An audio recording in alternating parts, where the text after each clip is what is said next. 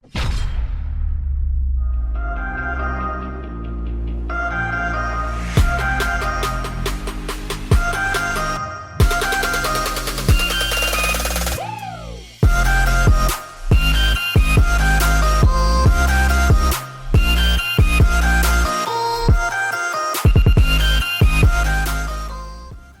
กรณีที่เราเจอหน้างานที่เป็นโครงสร้างเป็นทาวเวอร์แบบนี้นะครับแล้วก็ไม่ได้ติดตั้งอุปกรณ์ที่สามารถปีนขึ้นได้เลยหรืออุปกรณ์การตกที่ใช้กับเชือกหรือสลิงเขาไม่ได้ติดตั้งมาให้นะครับสิ่งแรกที่เราสามารถปีนได้เลยก็คือดับเบิลแลนยาร์ดนะครับเราปีนโซโล่ด้วยดับเบิลแลนยาร์ดขึ้นไปได้เลยให้เราทำการปีนด้วยอุปกรณ์ดับเบิลแลนยาร์ดก่อนอื่นเราติดตั้งฮุกของดับเบิลแลนยาร์ดเข้าไปก่อนให้ติดตั้งคนละตำแหน่งกันเลยนะครับ2ตำแหน่งนะครับเสร็จแล้วให้เราปีนด้วย T point contact ก็คือ3จุดยึดนะครับมือ2เท้า1หรือเท้า1มือ2ก็ได้นะครับปีนขึ้นไปเวลาย้ายจุดยึดของฮุกดับเบิลแลนยาร์ดให้ย้ายจุดที่ต่ำที่สุดก่อนนะครับขึ้นไปอีกเรื่องหนึ่งที่ควรพึงระวังนะครับสายดับเบิลแลนยาร์ดเนี่ยให้อยู่บริเวณไหล่นะครับเหนือไหล่เพราะว่าเวลาการตกกระชากหรือว่าเกิดอุบัติเหตุนี้สายดับเบิลแลนยาร์ดตัวนี้จะได้ไม่ทำอันตรายต่อร่างกายเรานะครับถอยขึ้นไปเรื่อยๆ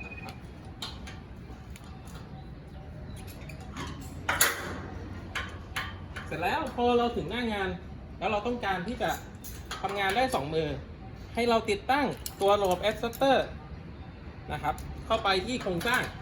ตำแหน่งที่เราต้องการเลยนะครับดีลิงเอลนะครับ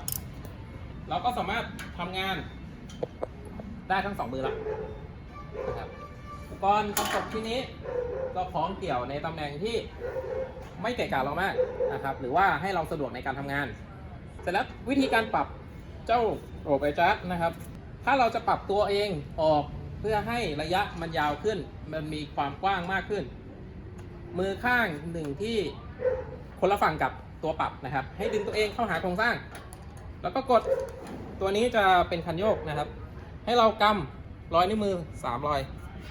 วางนิ้วเข้าไปเลยครับชี้กลางนางแล้วก็นิ้วโป้ดันคันโยกสีแดงนะครับเข้าหาเชือก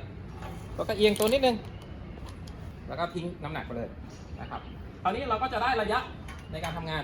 แต่เมื่อทำงานเสร็จแล้วต้องการปรับตัวเองเข้าไปหาโครงสร้างจับหงายมือออกนะครับที่ปลายเชือกทำเหมือนเดิมดึงตัวเองเข้าหาโครงสร้างเหมือนเดิมนะครับแล้วก็โยกเข้าไปแล้วก็อุปกรณ์ชิ้นหนึ่งที่มันดีกับการทำงานโครงสร้างคือโครงสร้างบางที่เนี่ยมันเป็นเหล็กเป็นโลหะนะครับตัวเนี้ยมันคือตัวโปรเทคโลสามารถป้องกันเชือกหลักเราไม่ให้เกิดความเสียหายได้เราจะเตรียมตัวลงนะครับเอาปุ๊บมาอยู่ตำแหน่งเดียวกับที่เราจะลงก่อนแล้วก็เก็บสายหลบแอดจัสเข้าที่เดิมนะครับแล้วขยับทุกลงมา